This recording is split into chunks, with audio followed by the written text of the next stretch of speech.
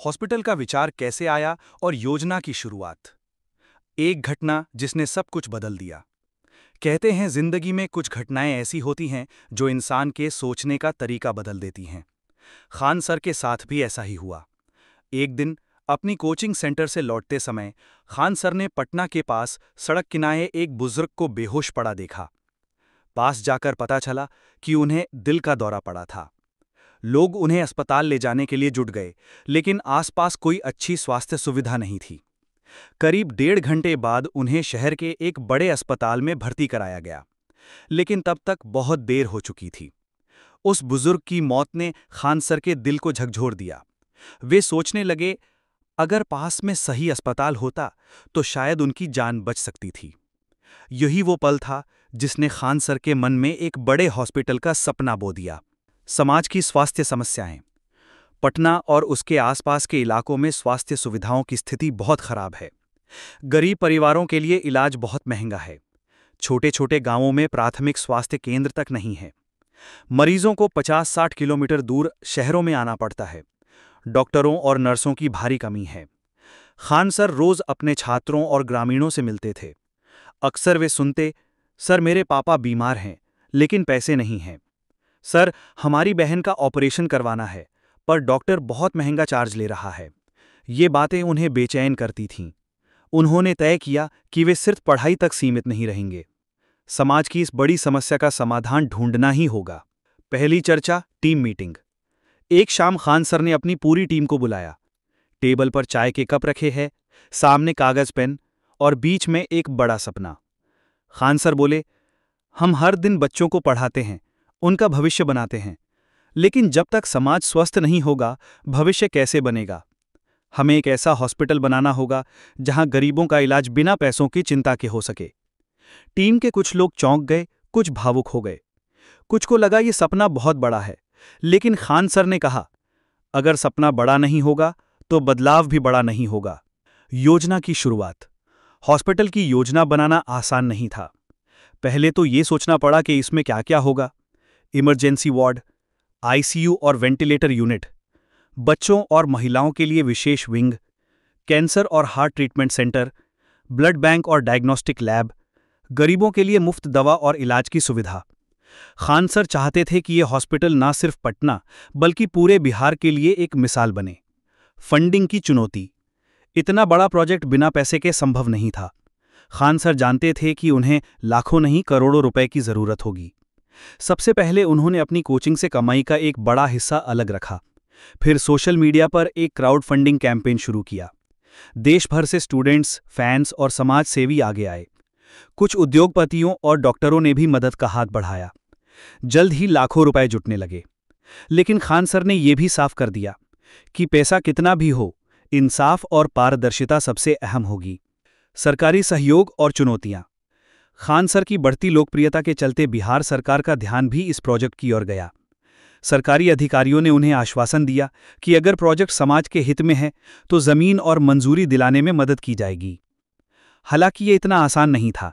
सरकारी कागजी कार्रवाई, लाइसेंस और अनुमतियां, मेडिकल काउंसिल की स्वीकृति, पर्यावरण और सुरक्षा नियम, इन सब में महीनों लग गए। कई बार खान सर को निराशा हुई, लेकिन उनकी टीम का हौसला कभी नहीं टूटा। जगह का चयन। हॉस्पिटल के लिए सही जगह चुनना बहुत मुश्किल था। आवश्यकताएं थीं, शहर से पास लेकिन शोरगुल से दूर, सड़क, पानी और बिजली की सुविधा, गरीब बस्तियों तक आसानी से पहुंच। काफी तलाश के बाद पटना के बाहरी इलाके में 12 एकड़ की जमीन मिली। यही जगह हॉस्पिटल के लिए तय की गई। यहां हर सुविधा मिल सकती थी और आसपास के गांव के लोग भी आसानी से पहुंच सकते थे। नाम का चयन और लोगो। हॉस्पिटल का नाम तय करना आसान नहीं था। टीम ने कई नाम सुझाए, जनसेवा हॉस्पिटल, नई उम्मीद hospital, Khan health research institute. आखिरकार खान सर ने नाम रखा Khan health and research centre, क्योंकि यह सिर्फ इलाज नहीं बल्कि मेडिकल रिसर्च का भी केंद्र बनने वाला था। लोगों का जुड़ाव। जैसे जैसे प्रोजेक्ट की चर्चा फैलने लगी, समाज के हर वर्ग से लोग जुड़ने लगे। डॉक्टरों ने अपनी सेवाएं देने का वादा किया। मेडिकल स्टूडेंट्स ने वॉलंटियर के रूप में काम करने की इच्छा जताई। स्टूडेंट्स और यूट्यूब फॉलोअर्स ने दान भेजना शुरू कर दिया। धीरे धीरे ये प्रोजेक्ट एक सपने से निकलकर हकीकत में बनने लगा। अगला कदम, निर्माण की शुरुआत। जब सारी तैयारियां पूरी हो गईं, खान सर ने अपनी टीम के साथ भूमि पूजन किया। जमीन पर पहला पत्थर रखा गया और काम शुरू हो गया। निर्माण में कई चुनौतियां थीं, लेकिन एक चीज हमेशा कायम रही: गरीबों के लिए मुफ्त और बेहतरीन इलाज का वादा। हॉस्पिटल की योजना और निर्माण की चुनौतियां। नई शुरुआत हुई। पटना के बाहरी इलाके में फैली 12 एकड़ की जमीन पर सुबह की ठंडी हवा, हल्की धूप और खान सर की आंखों में चमक। ये वही दिन था जब Khan health and research centre की नींव रखी गई। भूमि पूजन के बाद खान सर अपनी टीम के साथ उस खाली मैदान में खड़े थे।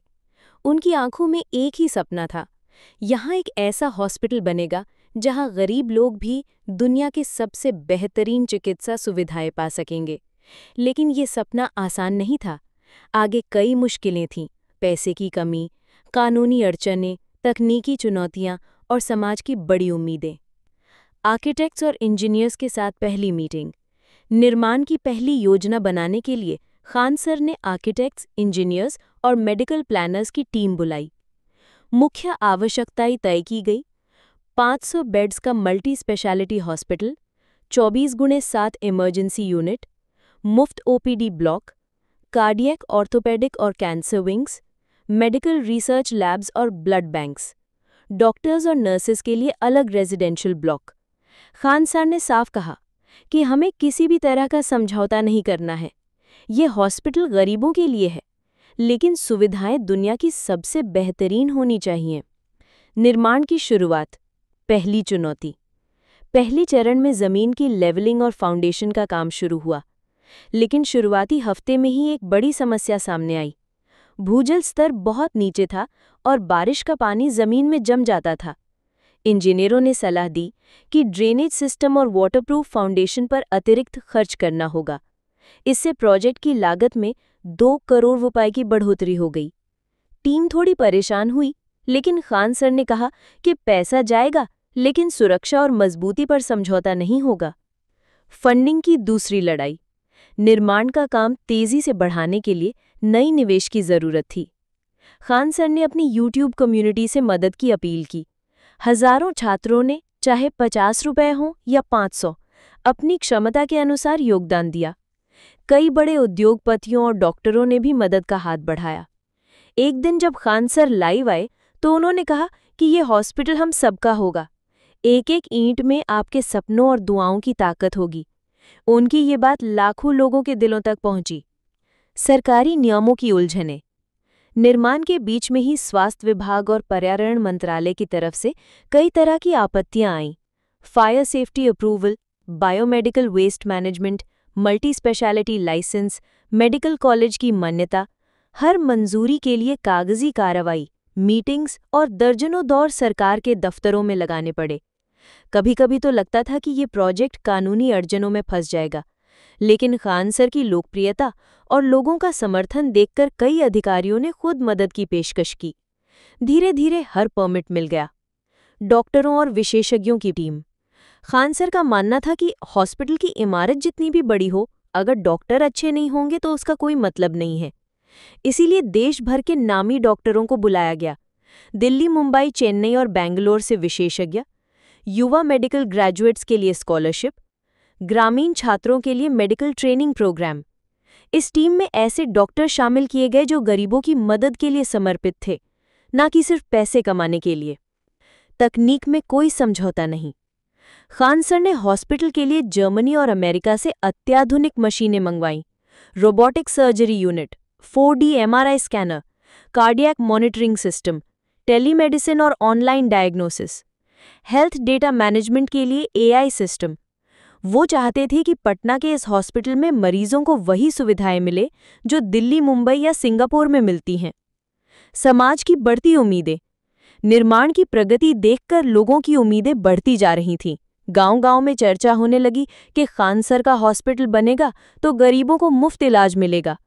अक्सर लोग निर्माण स्थल पर आकर खान सर से मिलते, उनके हाथ पकड़कर दुआएं देते और कहते, सर भगवान आपको लंबी उम्र दे, आप हजारों परिवारों की जान बचाएंगे। खान सर के लिए ये सबसे बड़ी पूंजी थी। मुश्किल समय, महामारी की मार।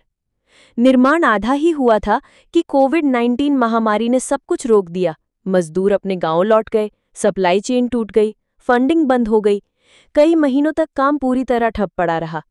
लेकिन इसी समय खान सर और उनकी टीम ऑक्सीजन, दवाइयों और हेल्पलाइन सेवाओं से हजारों लोगों की जान बचाने में जुटी रही। महामारी के बाद जब निर्माण दोबारा शुरू हुआ तो समाज का भरोसा और भी गहरा हो चुका था। सपने की रफ्तार। 3 साल की मेहनत, हजारों घंटों की योजना, लाखों लोगों की मदद और करोड़ों रुपए के निवेश के बाद Khan health and research centre अपने पहले रूप में आकार लेने लगा। मुख्य इमारत खड़ी हो चुकी थी, आईसीयू ब्लॉक तैयार था, डॉक्टरों की टीम जुड़ चुकी थी। अब सिर्फ इंटीरियर मेडिकल इक्विपमेंट्स और रिसर्च लैब्स को तैयार करना बाकी था। नई उम्मीद की किरण। उद्घाटन का ऐतिहासिक दिन। पटना की सुबह आज कुछ अलग थी।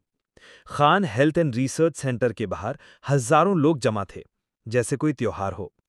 गेट पर फूलों की झालरें, रंग बिरंगे बैनर और एक बड़े बोर्ड पर लिखा था, आपका स्वागत है Khan health and research centre. स्वास्थ्य सबके लिए, मुफ्त इलाज सबके लिए। मीडिया, पत्रकार, छात्र, आम लोग और शहर के कई बड़े डॉक्टर इस भव्य उद्घाटन में शामिल होने पहुंचे। हर चेहरा मुस्कुरा रहा था, हर आंख में एक ही उम्मीद थी कि अब पटना में भी गरीबों को बेहतरीन इलाज मिलेगा। खान सर का भावुक भाषण। स्टेज पर खड़े खान सर के हाथ में माइक था, लेकिन आवाज थोड़ी भारी थी। उनकी आंखों में आंसू थे। उन्होंने कहा, जब मैंने ये सपना देखा था, तब कई लोगों ने कहा था कि इतना बड़ा प्रोजेक्ट असंभव है। लेकिन आज ये सपना आप सब के आशीर्वाद और दुआओं से हकीकत बन चुका है। ये हॉस्पिटल सिर्फ मेरा नहीं है, ये हम सबका है। यहां अमीर, गरीब, जात पात, धर्म, संप्रदाय कोई फर्क नहीं करेगा। जो भी यहां आएगा उसे इलाज मिलेगा, मुफ्त दवा मिलेगी और सबसे बढ़कर इंसानियत मिलेगी। पूरा मैदान तालियों की गड़गड़ाहट से गूंज उठा। लोग खड़े होकर खान सर को सलाम कर रहे थे। हॉस्पिटल की पहली झलक। उद्घाटन के बाद लोग अंदर गए। हॉस्पिटल का नजारा देखकर सब दंग रह गए। चमचमाते साफ सुथरे इमरजेंसी वार्ड्स, अत्याधुनिक operation theatre, 4D MRI, robotic surgery unit और टेलीमेडिसिन, 500 बेड्स की आरामदायक व्यवस्था, मुफ्त फार्मेसी और ब्लड बैंक, रिसर्च लैब्स जहां नई दवाओं पर काम शुरू होना था। हॉस्पिटल के हर कोने में समर्पण और आधुनिक तकनीक का मेल था। मरीजों के लिए नर्सेस की विशेष टीम, रात दिन मौजूद डॉक्टर और ऑनलाइन हेल्थ ट्रैकिंग की सुविधा भी उपलब्ध थी। पहला मरीज। एक भावुक कहानी। उद्घाटन के बाद रिसेप्शन पर एक बुजुर्ग महिला आईं। उनकी उम्र करीब 65 साल थी। चेहरे पर थकान, आंखों में दर्द और हाथों में रिपोर्ट्स का एक पुराना फाइल। रिसेप्शनिस्ट ने उनका नाम पूछा। महिला ने धीरे से कहा, मेरा नाम कमला देवी है। पता चला कि कमला देवी के दिल की एक नस ब्लॉक हो चुकी थी। बेटा रिक्शा चलाता था, घर की हालत बहुत खराब थी। कई महीनों से इलाज टल रहा था, क्योंकि बड़े अस्पतालों की फीस वे नहीं उठा सकते थे। जब डॉक्टर ने उनका चेकअप किया तो तुरंत ऑपरेशन की सलाह दी। खान सर को जब यह पता चला तो वो खुद कमला देवी से मिलने पहुंचे। खान सर ने कहा, मां, आपको चिंता करने की जरूरत नहीं है। आपका इलाज, आपकी दवाइयां, सब कुछ यहां मुफ्त होगा। आप सिर्फ अपनी सेहत पर ध्यान दीजिए। यह सुनकर कमला देवी की आंखों में आंसू आ गए। उन्होंने हाथ जोड़कर कहा, बेटा, भगवान तुम्हें लंबी उम्र दे। आज पहली बार कोई अस्पताल पैसे से पहले इंसानियत की बात कर रहा है। ऑपरेशन की सफलता। अगले दिन कमला देवी का ऑपरेशन किया गया। देश के बेहतरीन कार्डियक सर्जन की टीम ने 3 घंटे तक मेहनत की। ऑपरेशन पूरी तरह सफल रहा। जब कमला देवी को होश आया तो उनके पास खड़े खान सर ने हाथ पकड़कर कहा, मां, अब आप बिल्कुल ठीक हो जाएंगी। इस भावुक पल को देखकर पूरा वार्ड तालियों से गूंज उठा। खबर सोशल मीडिया पर फैल गई। लोगों ने लिखा, पटना का पहला हॉस्पिटल जहां इलाज से पहले इंसानियत मिलती है। समाज पर पहला असर। कमला देवी की कहानी ने पूरा बिहार हिला दिया। हजारों लोग हॉस्पिटल आने लगे। गरीब परिवार जो पहले इलाज के लिए दर दर भटकते थे, अब सीधे यहां आते।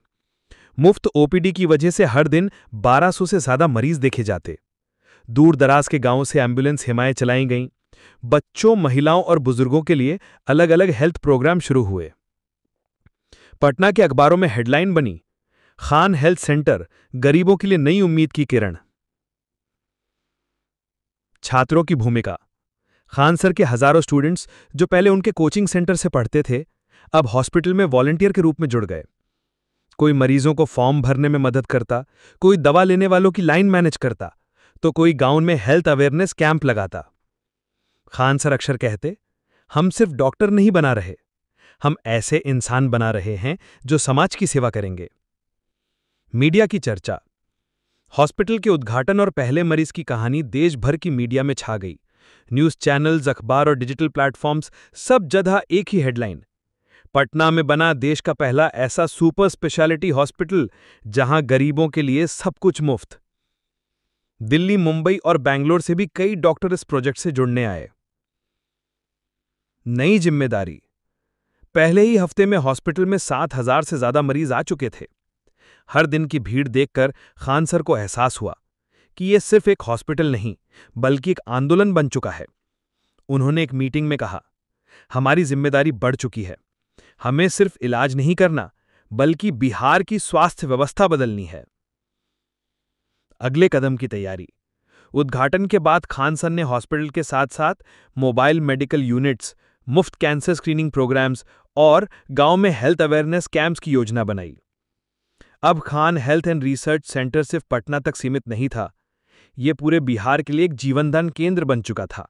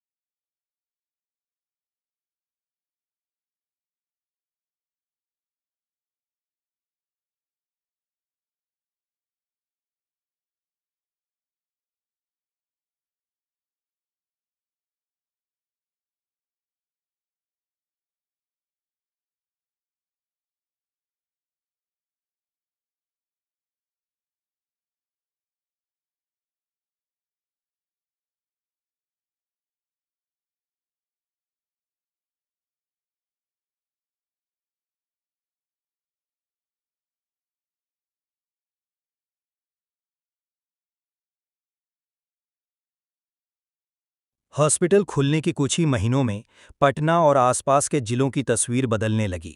मुफ्त ओपीडी में हर दिन 1500 से ज़्यादा मरीजों का इलाज होने लगा।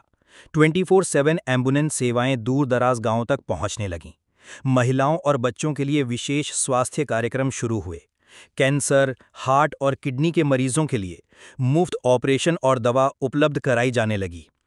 पटना के एक अखबार ने लिखा, जहां सरकारी अस्पतालों में महीनों इंतजार करना पड़ता है, वहां खान हेल्थ सेंटर में मरीजों को तुरंत इलाज मिलता है। मेडिकल एजुकेशन का नया मॉडल। खान सर ने हॉस्पिटल के साथ साथ मेडिकल छात्रों के लिए रिसर्च लैब्स और ट्रेनिंग प्रोग्राम्स भी शुरू किए। ग्रामीण इलाकों के गरीब बच्चों के लिए फ्री मेडिकल स्कॉलरशिप दी गई। मेडिकल छात्रों को अत्याधुनिक तकनीक और रोबोटिक सर्जरी पर ट्रेनिंग दी जाने लगी। पूरे बिहार में मोबाइल हेल्थ कैंप्स आयोजित होने लगे। इससे हजारों छात्रों को न केवल अच्छी पढ़ाई मिली, बल्कि समाज की सेवा का असली अर्थ भी समझ में आया। विवादों की आहट। जैसे जैसे हॉस्पिटल की लोकप्रियता बढ़ी, वैसे वैसे आलोचना और राजनीति भी शुरू हो गई। कुछ प्राइवेट अस्पतालों ने आरोप लगाया कि खान हेल्थ सेंटर की वजह से उनका कारोबार प्रभावित हो रहा है। कुछ राजनीतिक दलों ने कहा कि हॉस्पिटल की फंडिंग में पारदर्शिता नहीं है। सोशल मीडिया पर कई तरह की अफवाहें फैलने लगीं। खान सर ने इन सभी विवादों का शांत और दृढ़ता से जवाब दिया। उन्होंने एक प्रेस कॉन्फ्रेंस में कहा, अगर किसी को शक है तो हमारे हॉस्पिटल की हर रसीद, हर दान, हर खर्च जांचने के लिए हम तैयार हैं।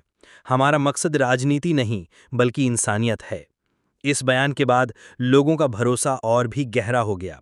राष्ट्रीय स्तर पर पहचान। हॉस्पिटल की सफलता अब पटना तक सीमित नहीं रही। देश भर के डॉक्टर, उद्योगपति और समाजसेवी इस मॉडल को देखने आने लगे। दिल्ली, मुंबई, हैदराबाद और बेंगलुरु जैसे बड़े शहरों में खान हेल्थ सेंटर की तर्ज पर कम लागत सुपर स्पेशलिटी हॉस्पिटल्स की योजना बनने लगी। केंद्रीय स्वास्थ्य मंत्रालय ने भी खान सर के प्रोजेक्ट को national model of public health care के रूप में मान्यता दी। नई योजनाएं और विस्तार। खान सर यहीं नहीं रुके, उन्होंने अगले 5 साल की योजना बनाई। बिहार के 10 जिलों में मोबाइल हॉस्पिटल यूनिट्स, मुफ्त कैंसर स्क्रीनिंग प्रोग्राम्स, रक्तदान शिविर और गांव-गांव health awareness camps, medical college और रिसर्च सेंटर की स्थापना। खान सर का सपना था कि कोई भी व्यक्ति पैसों की कमी के कारण इलाज से वंचित ना रहे। निष्कर्ष, इंसानियत की जीत। Khan health and research centre सिर्फ एक हॉस्पिटल नहीं रहा, ये अब उम्मीद की एक नई परिभाषा बन चुका था। हजारों लोग हर महीने यहाँ मुफ्त इलाज पाते हैं। सैकड़ों मेडिकल छात्र यहाँ से नई तकनीक सीखते हैं। ग्रामीण इलाकों तक स्वास्थ्य सेवाएं पहुँच चुकी हैं। और सबसे बड़ी बात, गरीबों के चेहरे पर मुस्कान लौट आई है। खान सर ने साबित कर दिया, अगर इरादे नेक हों और सोच बड़ी, तो कोई सपना अधूरा नहीं रहता। आज खान सर का ये हॉस्पिटल केवल पटना नहीं, बल्कि पूरे भारत के लिए स्वास्थ्य सेवा का आदर्श मॉडल बन चुका है। ये कहानी हमें सिखाती है कि सही सोच, कड़ी मेहनत और समाज के लिए समर्पण से नामुमकिन को भी मुमकिन बनाया जा सकता है।